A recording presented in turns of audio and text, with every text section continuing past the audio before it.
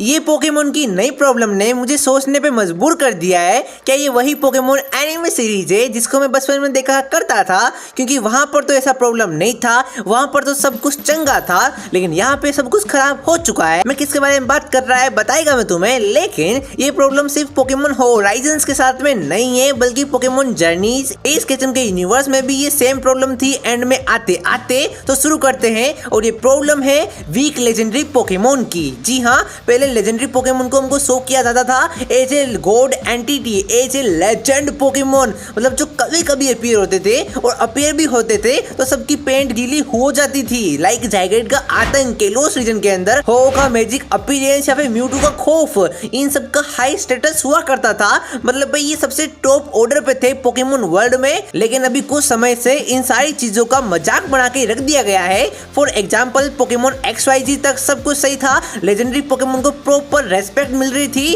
भाई जाइग्रेड ने भाई पूरा केलोस रीजन को खत्म ही कर दिया था। फिर सोच सकते हो ना कितना बढ़िया आतंक था। लेकिन एलोरा से सब कुछ गड़बड़ होना शुरू हो चुका है। लाइक एलोरा के अंदर लेजेंडरी पोकेमोन को नॉर्मल एरे गेरे ट्रेनर्स को देना शुरू कर दिया था।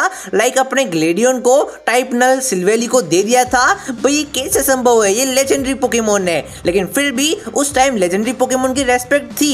एस ने मेलमेटल को पकड़ा, लेकिन मेलमेटल लगता था हाँ भाई मिथिकल पोकेमोन है। एस ने नैंगनेडल पकड़ा तो लगता था कि हाँ भाई ये अल्ट्रा बीस्ट पोकेमोन है। और टापू कोको बैटल में भी आ गया था कुकुई के साथ में टेम्पररी पोकेमोन के तौर में, लेकिन वहां पर भी हाँ लेजेंडरी पोकेमोन की रेस्पेक्ट थी। लेकिन जैसे ही अल्टीमेट जर्नीज आया, लेजेंडरी पोकेमोन का बाजा बजाना इन्होंने शुरू कर दिया। ये शुरुआत हुई थी लेजेंडरी बर्ड जेब्डोस के साथ में, जहाँ पे 2 कोड़ी के रेबूट ने, जो कि नल्ले को का पोकेमोन ने, उसने जेब्डोस को मतलब भाई वीक ही कर दिया। ये लेवल 30 का पोकेमोन होगा, एंड इसने भाई कैसे जेब्डोस को मतलब 2-3 किक मारी, जेब्डोस पोकेबॉल में आ ही गया था। यहाँ पे मुझे समझ में पड़ गया कि जिन गॉड पोकेमोन को मैं लेजेंडरी एंटिटी समझता था, वो लेजेंडरी एंटिटी नहीं बल्कि अंटी बंटी बन चुके हैं। भाई कैसे भाई, ये संभव नहीं है। और इसी रीजन के दौरान, इसी सीरीज के दौरान एटर्नेटस, जो कि आर्चियस से ज्यादा पावरफुल पोकेमोन है, सबसे ज्यादा बेस्ट रेट वाले पोकेमोन को गो ने पकड़ लिया, सुइकुन को भी पकड़ लिया,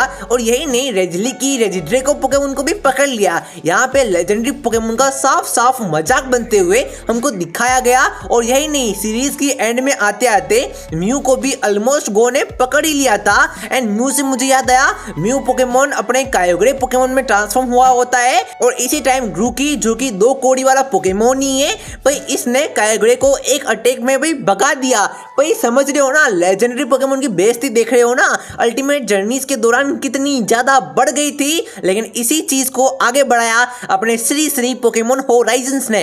कैसे, यहाँ पे इन्होंने इस चीज को 10 गुना कर दिया। लेकिन होराइजन्स ने जो भी काम किया काफी स्मार्टली प्ले ऑफ किया, क्योंकि अपने अल्टीमेट जर्नीज में एक नल्ले गो, जो कि अभी भी ट्रेनर में आया, उस ट्रेनर को इन्होंने लेजेंडरी पोकेमोन दिया, जो कि फैंस ने एक्सेप्ट नहीं किया। लेकिन होराइजन वालों ने इस प्रॉब्लम को सोल्व कर दिया। उन्होंने ऐसे नल्ले ट्रेनर लिकोरोय को लेजेंडरी नहीं दिया, बल्कि इन्होंने दिया लेजेंड बंदे को, जो कि 100 साल पुराने हैं, जिनका ओरा एस केचम जितना है। तो वैसे ट्रेनर को इन्होंने इंट्रोड्यूस कराया, वैसी हाइप बिल्ड की, एंड फिर उनको लेजेंडरी पोकेमोन बताया कि हाँ इसके पास लेजेंडरी पोकेमोन है, ताकि फैंस ने उनको एक्सेप्ट कर लिया। फैंस ने ये बात तो मान लिया कि हाँ भाई लेजेंडरी पोकेमोन उनके पास है, ये हम एक्सेप्ट कर सकते हैं। लेकिन यहाँ पर भी इन्होंने सेम गो वाली प्रॉब्लम को दोहराया, और वो है कि यार उनके लेजेंडरी पोकेमोन को नए ट्रेनर को ट्रांसफर कर देना। ये मुझे अच्छा नहीं लगा। लिको को इन्होंने टेरापेगोस पोकेमोन दे दिया, जो कि काफी बेकार बात है, लेकिन वो जनरेशन टू जनरेशन ट्रांसफर होता आया है,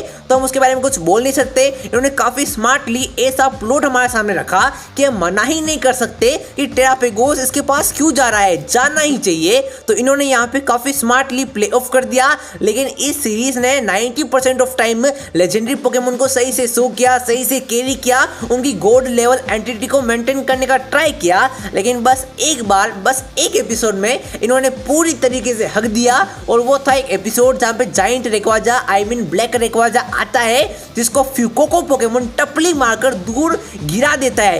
भाई ये कैसे संभव है भाई, ये रेक्वाजा वही रेक्वाजा है भाई जिसने एक जाइंट मीटिरोइड को चीर दिया था, जो कम आर्सिस भी नहीं कर पाया था, और इसकी स्पीड हम कैलकुलेट करें तो 72 किलोमीटर पर सेकंड होनी चाहिए।